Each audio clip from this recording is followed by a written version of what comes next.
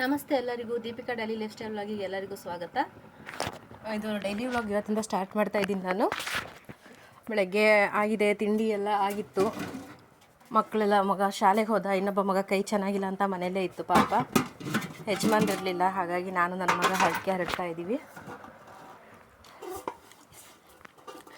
ತಿಳಿ ಬಿಸಿಲು 9 ಗಂಟೆ ಆಗಿದೆ. ಪಾಪ ನನ್ನ ಮಗ ಒಂದು ಕೈ ಚೆನ್ನಾಗಿಲ್ಲ, ಆದರೂ ಅದರಲ್ಲೇ ನಾನು ಹೆಲ್ಪ್ ಮಾಡ್ತೀನಮ್ಮ ಅಂತ ಕೆಲಸ ಮಾಡಿಕೊಡ್ತಾ ಇದೆ. ಡೈಲಿ ಬ್ಲಾಗ್ ಮಾಡಬೇಕು ಅಂತ ಬಹಳ ದಿವಸದಿಂದ ಹೇಳ್ತಾ ಇದ್ದೆ, ಮಾಡಲಿಕ್ಕೆ ಆಗ್ತಾ ಇರಲಿಲ್ಲ. ಈಗ ಸ್ಟಾರ್ಟ್ ಮಾಡ್ತಾ ಇದ್ದೀನಿ. ಇನ್ನೂ ಯಾರ್ಯಾರು ಕೂಡ ನನ್ನ ಚಾನಲ್ನ ಸಬ್ಸ್ಕ್ರೈಬ್ ಮಾಡ್ಕೊಂಡಿಲ್ವೋ ದಯವಿಟ್ಟು ಸಬ್ಸ್ಕ್ರೈಬ್ ಮಾಡ್ಕೊಂಡು ನೋಡಿ, ಲೈಕ್ ಕೊಡಿ. ನನಗೂ ವೀಡಿಯೋಗಳು ಮಾಡಿ ಹಾಕಲಿಕ್ಕೆ ಖುಷಿ ಆಗುತ್ತೆ, ಒಂದು ಮೋಟಿವೇಟ್ ಸಿಗುತ್ತೆ ವಿಡಿಯೋ ಮಾಡಬೇಕು ಅನ್ನೋದು.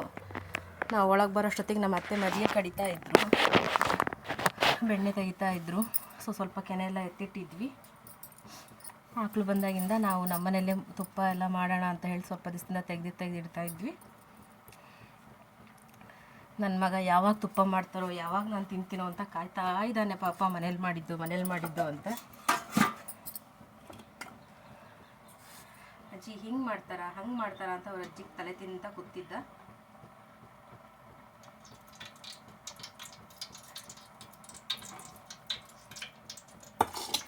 ಬೆಣ್ಣೆ ತೆಗೆದ ತಕ್ಷಣ ಮತ್ತೆ ನೆತ್ತಿಡಕ್ಕೆ ಹೋಗಿಲ್ಲ, ಬೇಗ ಕಾಯಿಸಿದ್ವಿ. ಹೆಚ್ಚಿಗೆ ಏನು ಬಂದಿರಲಿಲ್ಲ, ಒಂದು ಅರ್ಧ ಕೆ ಜಿ ಅಷ್ಟೇನೋ ಬಂದಿತ್ತಷ್ಟೇ. ಅತ್ತೆ ಎಲ್ಲ ತೆಗೆದುಕೊಟ್ರು. ತುಪ್ಪ ಕಾಯಕ್ಕಿಟ್ವಿ, ಸ್ವಲ್ಪ ಮಾತ್ರ ಆಗಿತ್ತು. ಒಂದು ವೀಳ್ಯದೆಲೆ, ಮೆಂತೆಕಾಳು, ಕಾಳು ಮೆಣಸು ಮಾತ್ರ ಹಾಕಿದ್ದೆ. ಅರಿಶಿಣದೆಲೆ ನನಗೆ ಸಿಕ್ಕಿರಲಿಲ್ಲ, ಹಾಗಾಗಿ ಚೆನ್ನಾಗಿ ಸಿಕ್ತು ತುಪ್ಪ. ನನ್ನ ಮಗನಿಗೆ ಮೆಂತೆ ಮುದ್ದೆ ಅಂದರೆ ಆಸೆ, ಅದಕ್ಕೋಸ್ಕರ ತುಪ್ಪ ಮಾಡು ಅಂತ ಹೇಳಿ ಜೀವ ತಿಂತಾ ಇದ್ದ. ತುಪ್ಪ ಆಯಿತು, ಇನ್ನು ಮೆಂತೆ ಮುದ್ದೆ ಮಾಡಿಕೊಡೋವರೆಗೂ ಕಾಡಿಸ್ತಾ ಇರ್ತಾನೆ.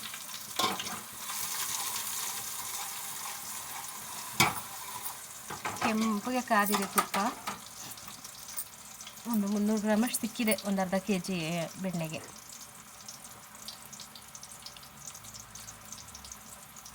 ಇನ್ನು ನಾನು ಬಟ್ಟೆ ಹೊಲಿಯಕ್ಕೆ ಹೋಗೇ ಇಲ್ಲ. ಇನ್ನು ತಿಂಡಿ ಆಯಿತು, ಹೊರಗಡೆ ಕೆಲಸ ಆಯಿತು. ಈಗ ತುಪ್ಪ ಎಲ್ಲ ಕಾಯಿಸ್ತಾ ಇದ್ದೆ. ಈಗ ಮಿಷಿನ್ ಹತ್ರ ಬಂದು ಬ್ಲೌಸ್ ಮುಗಿಸ್ದೆ. ಇದು ಬಂದು ಎಂಬ್ರಾಯ್ಡ್ರಿ ಬ್ಲೌಸು ಕಟಿಂಗ್ ಹೇಗೆ ಅಂತ ನಾನು ವಿಡಿಯೋ ಮಾಡ್ತಾಯಿದ್ದೀನಿ. ಅಂದರೆ ವರ್ಕ್ ಮಾಡಿಸಿರೋ ಬ್ಲೌಸ್ಗಳನ್ನ ಯಾವ ಥರ ಕಟಿಂಗ್ ಮಾಡಿಸ್ಕೋಬೇಕು. ಈಗ ಕಟಿಂಗ್ ಮಾಡಿಕೊಂಡೆ ಬ್ಲೌಸ್ ರೆಡಿ ಮಾಡಿಬಿಟ್ಟೇ ವರ್ಕ್ ಮಾಡ್ಲಿಕ್ಕೆ ಹಾಕ್ತವ್ರು. ಬೈ ಮೀನ್ಸ್ ವರ್ಕ್ ಬಂದಿರೋದು ಅಥವಾ ವರ್ಕ್ ಮಾಡಿಸಿದ ಮೇಲೆ ಯಾವ ಥರ ಕಟಿಂಗ್ ಮಾಡ್ಕೋಬೇಕು ಅನ್ನೋದನ್ನು ನಾನು ಈ ವಿಡಿಯೋ ಮಾಡಿ ತೋರಿಸ್ತಾ ಇದ್ದೀನಿ. ಮೊದಲು ನಾನು ಲೈನಿಂಗ್ ಕ್ಲಾತಲ್ಲಿ ಸ್ಲೀವ್ಸ್ ಕಟ್ ಮಾಡ್ಕೊಂಡಿದ್ದೀನಿ. ಲೈನಿಂಗ್ ಕ್ಲಾತಲ್ಲಿ ಸ್ಲೀವ್ಸ್ ಕಟ್ ಮಾಡಿಕೊಂಡು ಇವಾಗ ಎಂಬ್ರಾಯ್ಡ್ರಿ ಮಾಡಿಸಿರೋದು ಏನಿದೆ, ಅದು ಸೆಂಟ್ರಲ್ಲಿ ದೊಡ್ಡ ಬುಟ್ಟ ಇದೆಯಲ್ಲ, ಅದು ಲೈಟ್ ಕಲರ್ ಇರೋದ್ರಿಂದ ಹೇಗೆ ಕಾಣಿಸ್ತಾ ಇದೆ ಗೊತ್ತಾಗ್ತಿಲ್ಲ ನನಗೆ ವಿಡಿಯೋದಲ್ಲಿ. ಸ್ಲೀವ್ಸ್ ಕಟ್ ಮಾಡ್ಕೊಂಡ್ರೆ ಬಟ್ಟೆನ ಅದ್ರ ಮೇಲೆ ಇಟ್ಕೊಂಡು ಕಟ್ ಮಾಡ್ತಾಯಿದ್ದೀನಿ. ಸೆಂಟ್ರ್ ಬುಟ್ಟ ಏನು ಬಂದಿದೆ ಅದು ಮಾತ್ರ ಕರೆಕ್ಟಾಗಿ ಸೆಂಟ್ರಿಗೆ ಬರೋ ಹಾಗೆ ಇಟ್ಕೊಂಡು ನಾವು ಮಾಡಿಕೊಂಡ್ರೆ ಆಗುತ್ತೆ. ಅಥವಾ ಸ್ಟ್ರೈಟ್ ನಾವು ಕಟ್ ಮಾಡಿಕೊಂಡು ಹೊಲಿಯುವಾಗ ಸೆಂಟ್ರ್ ಬುಟ್ಟದ ಹತ್ರ ಒಂದು ಮಾರ್ಕ್ ಮಾಡಿಕೊಂಡು, ಲೈನಿಂಗ್ ಕ್ಲಾತ್ ಕೂಡ ಒಂದು ಸೆಂಟ್ರಲ್ಲಿ ಒಂದು ಮಾರ್ಕ್ ಮಾಡ್ಕೊಂಡು ನಾವು ಹೊಲಿದ್ರೂ ಕೂಡ ಆಗುತ್ತೆ. ನೆಕ್ಸ್ಟು ಬ್ಯಾಕ್ ಸೈಡ್ ನಾನು ಕಟ್ ಮಾಡ್ತಾಯಿದ್ದೀನಿ. ನಾವು ವರ್ಕ್ ಮಾಡಿಸಿರೋದು ಏನಿದೆ ಅದ್ರ ಸೆಂಟ್ರಿಗೆ ನಾವು ತೊಗೋಬೇಕು. ಈಗ ನಾನು ತೊಗೊಂಡಿರೋದು ಜಾರ್ಜೆಟ್ ಸೀರೆ, ಮೈಸೂರು ಸಿಲ್ಕ್ ಕ್ರೇಪ್ ಸೀರೆ. ತುಂಬ ಜಾರ್ತಾ ಇದೆ ಸೀರೆ, ಬಟ್ಟೆ ಮಾತ್ರ ನನಗೆ ಇಟ್ಕೊಳ್ಳೋಕ್ಕೇ ಆಗ್ತಾಯಿಲ್ಲ.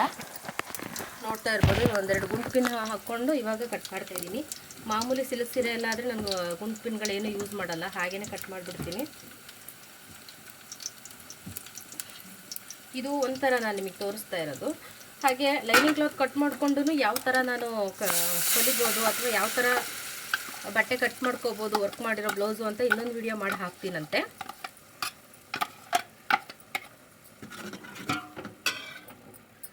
ಈಗ ಗುಂಪಿನೆಲ್ಲ ಹಾಕ್ಕೊಂಡಾದ್ಮೇಲೆ ಬ್ಲೌಸ್ ಉದ್ದ ಎಷ್ಟಿದೆ ಅಂತಂದು ನಾವು ಅಳತೆ ಮಾಡ್ಕೊಳ್ಬೇಕು.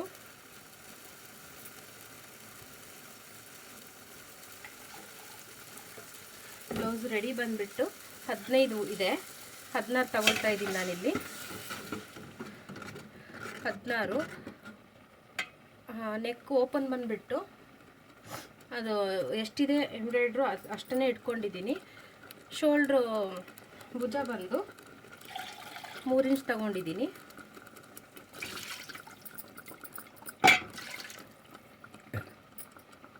ವೈಟ್ ಕಲರ್ ಚಾಕ್ ಪೀಸಿಂದ ನಾನು ಮಾರ್ಕ್ ಮಾಡ್ತಾಯಿದ್ದೀನಿ. ಅದು ಲೈಟ್ ಕಲರ್ ಇರೋದ್ರಿಂದ ಕಾಣಿಸ್ತಾನೂ ಇಲ್ಲ, ಬಟ್ಟೆಗೆ ಅದು ಹತ್ತುತ್ತಾನೂ ಇಲ್ಲ. ಕಲರ್ ಕಾಣಿಸ್ತಾ ಇರ್ಬೋದು ನಿಮಗೆ. ಬ್ಲೂ ಕಲರ್ ಮಾರ್ಕರ್ ಇತ್ತು, ಅದರಲ್ಲಂತೂ ಏನೇನು ಕಾಣಿಸ್ತಿಲ್ಲ ಅಂತ ಹೇಳಿ ವೈಟ್ ಕಲರ್ ತೊಗೊಂಡು ಮಾರ್ಕ್ ಮಾಡ್ತಾಯಿದ್ದೀನಿ. ನೆಕ್ಸ್ಟು ಆರ್ಮೋಲಿಗೆ ನಾನು 5.5 ತಗೊಳ್ತಾ ಇದ್ದೀನಿ. ಬ್ಲೌಸು ರೌಂಡ್ ಬಂದುಬಿಟ್ಟು 12 ಇಂಚಿದೆ, 11.25 ತಗೊಳ್ತಾ ಇದ್ದೀನಿ ನಾನು. ನೋಡ್ತಾ ಇರ್ಬೋದು. ನನ್ನ ಮಗ ಪಾಪ ವಿಡಿಯೋ ಮಾಡಲಿಕ್ಕೆಲ್ಲ ಹೆಲ್ಪ್ ಮಾಡ್ತಾ ಇದ್ದ, ರಜೆ ಇತ್ತು ಅಂತ ಹೇಳಿ. ಆ ಲೈನ್ ಮಾರ್ಕ್ ಮಾಡ್ಕೊಂಡಾದಮೇಲೆ ನಾನಿವಾಗ ನೆಕ್ಸ್ಟು ಮಾರ್ಕ್ ನಿಮಗೆ ಕಾಣಿಸ್ತಾ ಇಲ್ಲ ಅನಿಸುತ್ತೆ ಲೈಟ್ ಕಲರ್ ಇರೋದ್ರಿಂದ. ನೆಕ್ಸ್ಟ್ ನಾನಿಲ್ಲಿ 5.5ಗೆ ಮಾರ್ಕ್ ಮಾಡ್ಕೊಳ್ತಾ ಇದ್ದೀನಿ ಸ್ಟ್ರೈಟ್ ಲೈನ್ ಹಾಕ್ಕೊಂಡು.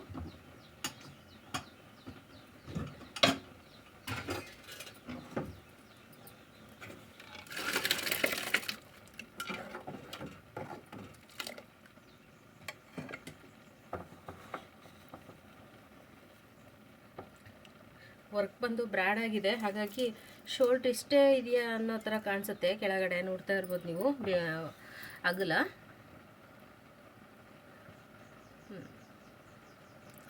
ನಾನು 5.5ಗೆ ಮಾರ್ಕ್ ಮಾಡಿಕೊಂಡೆ ರೆಡಿ. ಮಾರ್ಕ್ ಆದಮೇಲೆ ಮೇಲೆ 1 ಇಂಚಿಗೆ ನಾನು ಗುರ್ತು ಹಾಕ್ಕೊಳ್ತಾ ಇದ್ದೀನಿ. ಗುರ್ತು ಮಾಡಿಲ್ಲ ನಾನು 1 ಇಂಚಿಗೆ, ನಾರ್ಮಲಾಗಿ ತೆಗಿಯೋ ಹಾಗೆ ತೆಗಿತಾ ಇದ್ದೀನಿ.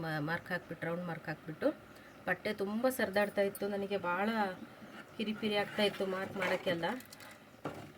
ವಿಡಿಯೋ ಇಲ್ಲ ಅಂದಿದ್ರೆ ನಾನು ಮಾರ್ಕ್ ಮಾಡಿದೆ, ಹಾಗೆಯೇ ಒಂದೊಂದು ಲೈನು ಒಂದೊಂದು ಡಾಟ್ ಇಟ್ಬಿಟ್ಟು ಕಟ್ ಮಾಡ್ಕೊಳ್ತಾ ಇದ್ದೆ. ಈಗ ನಾನು ಆರ್ಮೋಲ್ ಅಳತೆ ಮಾಡಿಕೊಂಡೆ, 9.25 ಬಂದಿತ್ತು. ಮಾರ್ಜಿನಿಗೆ ನನಗಲ್ಲಿ 2 ಇಂಚ್ ಕರೆಕ್ಟಾಗಿ ಸಿಕ್ತು. ಮಾರ್ಕ್ ಮಾಡಿದ್ದೀನಿ ನೋಡಿ. ಇವಾಗ ಕಟ್ ಮಾಡ್ಕೋಬೇಕು. ಬಟ್ಟೆ ತುಂಬ ಹರಿದಾಡ್ತಾ ಇತ್ತು ಅಂದರೆ ನೋಡ್ಬೋದು. ಈಗ ಕಟ್ ಮಾಡಿದಾಗ ಅಲ್ಲಲ್ಲೇ ಸ್ವಲ್ಪ ಕ್ರಾಸ್ ಥರ ಬಂದಿತ್ತು.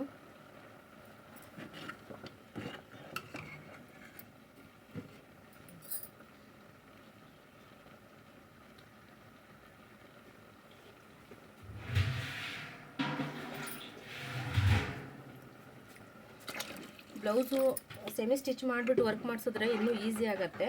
ಒಂದು ಸ್ವಲ್ಪ ಫಿಟ್ಟಾಗಿ ಕೂಡ ಕುತ್ಕೊಳ್ಳುತ್ತೆ ಎಂಬ್ರಾಯ್ಡ್ರು. ಇದು ನಾನು ಸ್ಟಿಚ್ ಮಾಡಿರಲಿಲ್ಲ, ಡೈರೆಕ್ಟ್ ಬ್ಲೌಸ್ ಪೀಸ್ ಹಾಗೆ ಕೊಟ್ಬಿಟ್ಟು ವರ್ಕ್ ಮಾಡಿಸಿದ್ದೀನಿ. ಬಟ್ಟೆ ತುಂಬ ಸ್ಮೂತ್ ಇರೋದ್ರಿಂದ ತುಂಬ ಕಡೆ ಒಂಥರ ಪಿಂಜ್ದಾಗ ಆಗಿಬಿಟ್ಟಿದೆ. ತುಂಬ ತೆಳು ಬಟ್ಟೆಗಳಾದರೆ, ಹೆವಿ ವರ್ಕ್ ಏನಾದ್ರು ಇತ್ತು ಅಂದರೆ ಯಾರು ಕೂಡ ಸ್ಟಿಚ್ ಮಾಡದೆ ಮಾಡಿಸ್ಕೋಬೇಡಿ. ಕೆಳಗಡೆ ನಾನಿಲ್ಲಿ ಕಂಕಳ ಹತ್ರ 1/4 ಇಂಚ್ ಡೌನಿಗೆ ತಗೊಳ್ತೀನಿ, ರಿಂಕಲ್ಸ್ ಬರಬಾರ್ದು ಅನ್ನೋ ಕಾರಣಕ್ಕೆ. ಬ್ಯಾಕ್ ಪೋರ್ಷನ್ ನಮ್ಮದು ರೆಡಿ ಆಯಿತು. ನೆಕ್ ಡೀಪ್ನ ನಾನು ಇವಾಗಲೇ ಕಟ್ ಮಾಡ್ಕೊಳ್ಳೋದಿಲ್ಲ. ಬಟ್ಟೆ ಹೊಲಿತೀನಲ್ಲ ಆವಾಗ ಕರೆಕ್ಟ್ ಅದ್ರ ಪಕ್ಕದಲ್ಲೇ ಹಾಕಿಬಿಟ್ಟು ಜಾಯಿಂಟ್ ಮಾಡ್ಕೊತೀನಿ. ಫ್ರಂಟ್ ಪೋರ್ಷನ್ನ ಆರ್ಮೋಲ್ ಇದೇ ಸೈಡಿಗೆ ಇಟ್ಕೊಂಡು ಕಟ್ ಮಾಡೋದಕ್ಕೋಸ್ಕರ ನಾನು ಇವಾಗ ಗುಂಡ್ಪಿನ್ ಹಾಕ್ತಾಯಿದ್ದೀನಿ, ಸರ್ದಾಡತ್ತೆ ಬಟ್ಟೆ ಅಂತ ಹೇಳಿ. ನೋಡ್ತಾ ಇರ್ಬೋದು. ಸ್ಲೀವ್ಸಿಗೆ ಮೊದಲೇ ಕಟ್ ಮಾಡಿರೋದ್ರಿಂದ ಫ್ರಂಟಿಗೆ ಅಷ್ಟೇ ಉಳ್ಕೊಂಡಿರೋದು ಕ್ಲಾತು. ಕ್ರಾಸ್ ಪಟ್ಟಿಗೆ ಬಾರ್ಡ್ರ್ ಇದೆ. ಇನ್ನು ಬ್ಯಾಕ್ ಸೈಡ್ ಬೆನ್ನಿನ ಕಟ್ ಮಾಡ್ಕೊಂಡಿದ್ದೀನಲ್ಲ ಆ ಪೀಸಲ್ಲಿ ಅದರಲ್ಲಿ ಕಟ್ ಮಾಡಬೇಕು. ಬಟ್ಟೆ ತುಂಬ ರಿಂಕಲ್ಸ್ ಬಂದುಬಿಟ್ಟಿದೆ, ಬಟ್ಟೆ ತೆಳು ಇರೋದ್ರಿಂದ ನಾನು ಎಷ್ಟು ಸ್ಟ್ರೈಟ್ ಮಾಡಿಕೊಂಡ್ರೂ ಒಂದಲ್ಲ ಒಂದು ಕಡೆ ನರಿಗೆ ಬರ್ತಾ ಇದೆ. ಹಾಗಾಗಿ ಎಲ್ಲ ಕಡೆ ಅಲ್ಲೊಂದಿಲ್ಲೊಂದೆಲ್ಲ 4-5 ಕಡೆ ಗುಂಡ್ಪಿನ್ ಹಾಕ್ಕೊಂಡು ಈಗ ಅದನ್ನು ಅದ್ರ ಮೇಲೆ ಇಡ್ತಾಯಿದ್ದೀನಿ ನೋಡಿ. ಆರ್ಮೋಲೊಂದು ನಾವು ಕಟ್ ಮಾಡಿಕೊಂಡ್ರೆ ಇನ್ನು ಬಾಕಿದೆಲ್ಲ ನಾವು ಈಸಿಯಾಗಿ ಕಟ್ ಮಾಡ್ಕೊಂಡ್ಬಿಡ್ಬೋದು. ನೆಕ್ಕೆಲ್ಲ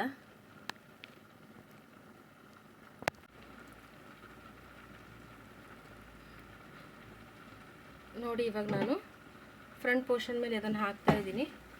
ಉಲ್ಟಾ ಹಾಕ್ಬಿಟ್ಟೆ.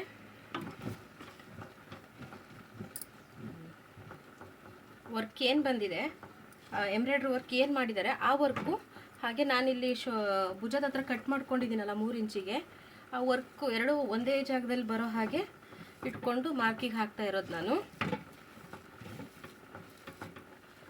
ಆನಂತರ ನಾನು ಆರ್ಮ್ಹೋಲಿಂದ ಒಂದು ಮಾರ್ಕ್ ಹಾಕೊಳ್ತಾ ಇದ್ದೀನಿ. ಆ ಮಾರ್ಕಿಂದ ಹಾಗೆ 1/4 ಇಂಚ್ ಕೆಳಗಡೆ ಡೌನ್ ಮಾಡ್ಕೊಂಡು ಕಟ್ ಮಾಡಿಬಿಟ್ರೆ ಈಸಿ ಆಗುತ್ತೆ ಅಂತ.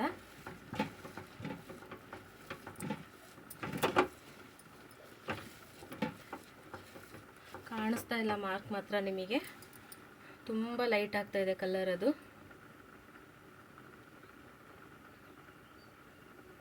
ಈಗ ನಾನು ಭುಜದ ಸೈಡ್ ಕಟ್ ಮಾಡ್ಕೊಂಡಿದ್ದೀನಿ. ಈಗ ನೆಕ್ ಓಪನ್ ಹತ್ರ ಒಂದು ಸ್ಟ್ರೈಟ್ ಲೈನ್ ಮಾರ್ಕ್ ಮಾಡ್ಕೊಳ್ತಾ ಇದ್ದೀನಿ. ಸ್ಟ್ರೈಟ್ ಲೈನ್ ನಾನು ಮಾರ್ಕ್ ಮಾಡ್ಕೊಂಡ್ಬಿಟ್ಟು ಈಗ ಮೈಯಲ್ಲಿ ಉದ್ದ ಏನು ಬರುತ್ತೆ ಆ ಸೈಡ್ ಕಟ್ ಮಾಡ್ತಾ ಇದ್ದೀನಿ.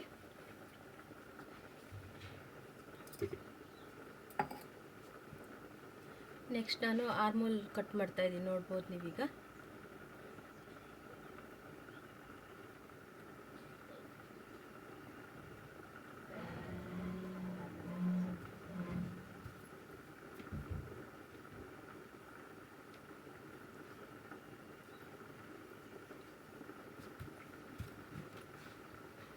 ಎಂಬ್ರಾಯ್ಡ್ರಿ ಪಕ್ಕದಲ್ಲಿ ಹೊಲಿಗೆಗೆ 1/4 ಇಂಚ್ ಬೇಕಾಗತ್ತೆ ಬಟ್ಟೆ, ಅಷ್ಟು ಒಂದು ಗುರ್ತಿಗೋಸ್ಕರ ಫ್ರಂಟ್ ಸೈಡ್ ಕ್ಲಾತು ಹಾಗೆ ಬ್ಯಾಕ್ ಸೈಡ್ ಕ್ಲಾತ್ ಎರಡಕ್ಕೂ ಕೂಡ 1 ಇಂಚಷ್ಟು ನಾನು ಮಾರ್ಕಿಗೋಸ್ಕರ ಕಟ್ ಮಾಡ್ಕೊಂಡಿದ್ದೀನಿ.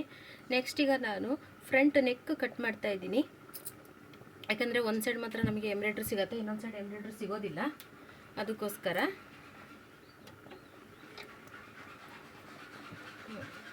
ಆರ್ಮೋಲ್ ಶೇಪ್ ತೆಗಿತಾ ಇದ್ದೀನಿ. ಈಗ ಫಸ್ಟಿಗೆ 2 ಸೇಮ್ ಕಟ್ ಮಾಡ್ಕೊಂಡಿದ್ದೆ ನಾನು. ಬಟ್ಟೆ ತುಂಬ ಜಾರ್ತಾ ಇದೆ ಅಂದರೆ ನಾನು ಕಟಿಂಗ್ ಮಾಡಲಿಕ್ಕೆ ಆಗ್ತಾ ಇಲ್ಲ, ನೋಡ್ತಾ ಇರ್ಬೋದು. ಎಂಬ್ರಾಯ್ಡ್ರಿ ಪಕ್ಕದಲ್ಲಿ ನಾನು 1/4 ಇಂಚ್ ಮಾತ್ರ ಬಿಟ್ಟು ಕಟ್ ಮಾಡ್ತಾ ಇದ್ದೀನಿ.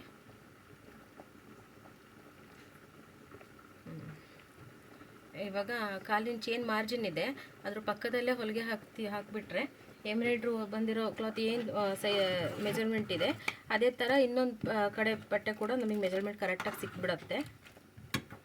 ಅದಕ್ಕೋಸ್ಕರ 2 ಆ ಥರ ಇಟ್ಟು ಒಮ್ಮೆಲೇ ಕಟ್ ಮಾಡೋದು ಫ್ರಂಟ್ ಪೀಸ್ ಮಾತ್ರ. ನೆಕ್ಸ್ಟ್ ನಾನು ಉಕ್ಸ್ ಪಟ್ಟಿ ಕಾಜಾ ಪಟ್ಟಿದು ಅಳತೆ ತಗೊಳ್ತಾ ಇದ್ದೀನಿ.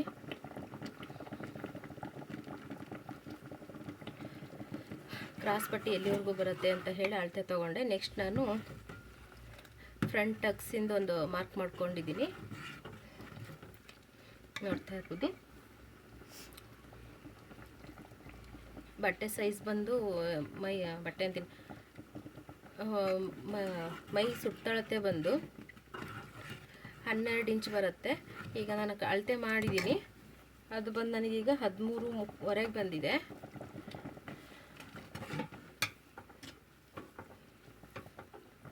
ಇವಾಗ ಕ್ರಾಸ್ ಪಟ್ಟಿಗೆ ನಾನು ಬಟ್ಟೆ ಕಟ್ ಮಾಡ್ಕೊಳ್ಳೋಕೆ ತಗೊಂಡೆ.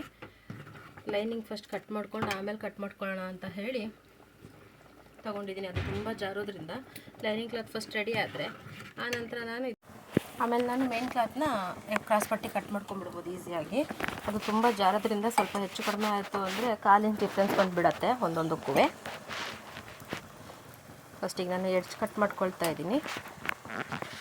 ಎಡ್ಜ್ ಆದ ತಕ್ಷಣ ನಾನು ಬ್ಯಾಕ್ ಪೋರ್ಷನ್ ಏನಿದೆ ಕ್ಲಾತು ಅದನ್ನು ಕಟ್ ಮಾಡ್ಕೊಂಡು ತೆಗೆದು ಆಮೇಲೆ ಫ್ರಂಟ್ ಪೋರ್ಷನ್ ಕಟ್ ಮಾಡಿಕೊಂಡು ಲಾಸ್ಟಿಗೆ ಕ್ರಾಸ್ ಪಟ್ಟಿಗೆ ತೆಗೆದುಕೊಳ್ತಿದ್ದೀನಿ.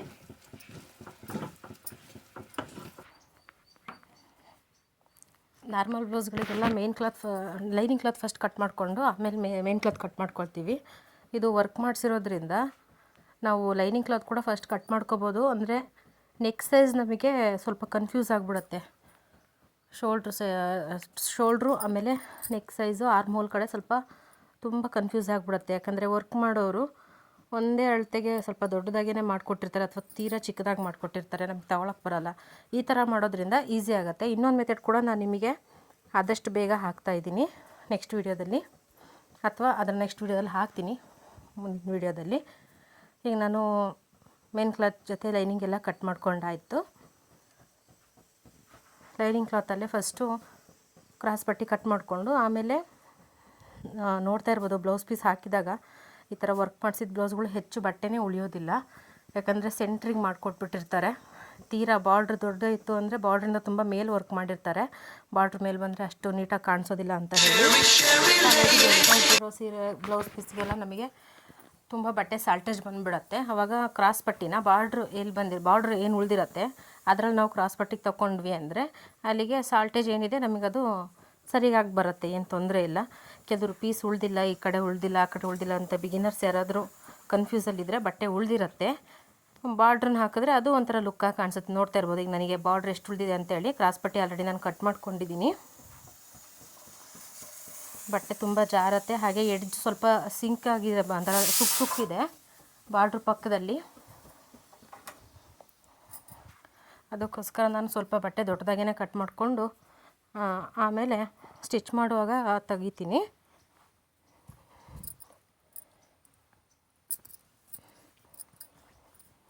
ನೋಡ್ತಾ ಇರ್ಬೋದು ಬ್ಲೌಸ್ ಆಲ್ರೆಡಿ ನಮ್ಮದು ರೆಡಿ ಆಗಿದೆ. ಇದ್ರ ಸ್ಟಿಚಿಂಗ್ ವಿಡಿಯೋ ಬೇಕು ಅಂದರೆ ನಾನು ನೆಕ್ಸ್ಟ್ ಬ್ಲೌಸ್ ಸ್ಟಿಚ್ ಮಾಡುವಾಗ ವಿಡಿಯೋ ಮಾಡಿಬಿಟ್ಟು ಅಪ್ಲೋಡ್ ಮಾಡ್ತೀನಿ. ಯಾರಿಗಾದರೂ ಏನಾದರೂ ಡೌಟ್ಸ್ ಇದ್ದರೆ ಅಥವಾ ಏನಾದ್ರು ಇದ್ದರೆ ದಯವಿಟ್ಟು ಕಾಮೆಂಟ್ ಮಾಡಿ, ರಿಪ್ಲೈ ಮಾಡ್ತೀನಿ.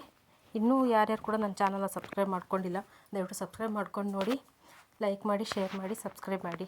ಧನ್ಯವಾದಗಳು.